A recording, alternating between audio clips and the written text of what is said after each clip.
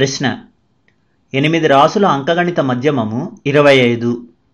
వాటి నుండి 11 అను రాశిని తొలగించగా మిగిలిన రాసుల అంకగణిత మధ్యమమును కనుగొనండి. జవాబు: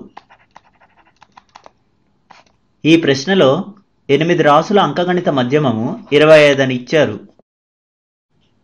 =25. మరి 8 రాసుల మొత్తం ఎంత అవుతుంది? 8 రాసుల మొత్తము =25 × 8 అవుతుంది. 25 × 8 అంటే దాని విలువ 200. మనకి ప్రశ్నలో వాటి నుండి 11 అని రాశిని తొలగించారు అని ఇచ్చారు. అంటే 11 అని రాశిని తొలగించగా మిగిలిన రాసుల మొత్తం ఎంత అవుతుంది? =200 - 11 అవుతుంది. 200 - 11 అంటే దాని విలువ 189. మనకి ప్రశ్నలో 11 అని రాశిని తొలగించగా మిగిలిన రాసుల అంకగణిత మధ్యమం కనుక్కోమన్నారు. 11 అని రాశిని తీసివేస్తే ఇంకా ఎన్ని రాసులు ఉంటాయి? 8లో నుంచి 1 తీసివేస్తే ఎంత? 7. అంటే ఇంకా 7 రాసులు ఉంటాయి. ఈ 7 రాసుల అంకగణిత మధ్యమం కనుక్కోవాలి. అంకగణిత మధ్యమం సూత్రం ఏంటి? అంకగణిత మధ్యమం రాసుల మొత్తము బై రాసుల సంఖ్య. ఇక్కడ ఇంకా ఎన్ని రాసులు ఉన్నాయి?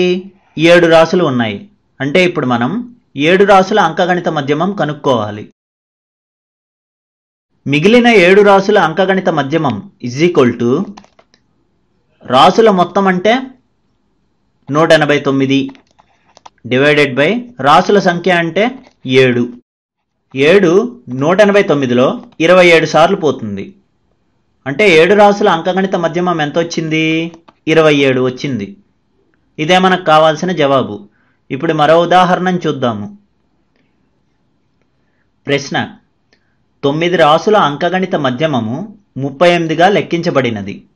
కానీ అటు లెక్కించుటలో 72ను 27గా పొరపాటుగా తీసుకున్నారు. అయినా సరి అయిన అంకగణిత మధ్యమమును లెక్కించండి. జవాబు: ఈ ప్రశ్నలో 9 రాసుల అంకగణిత మధ్యమము 38 అని ఇచ్చారు. 9 రాసుల అంకగణిత మధ్యమం =38. 9 రాసుల మొత్తం ఎంత అవుతుంది? 9 రాసుల మొత్తం =9 × 38 అవుతుంది. 9 × 38 అంటే దాని విలువ 342. మనకి ప్రశ్నలో లెక్కించడంలో 72ను 27గా పొరపాటుగా తీసుకున్నారు అని ఇచ్చారు. అంటే ఎంత తక్కువ తీసుకున్నారు అనేది ఎలా తెలుస్తుంది?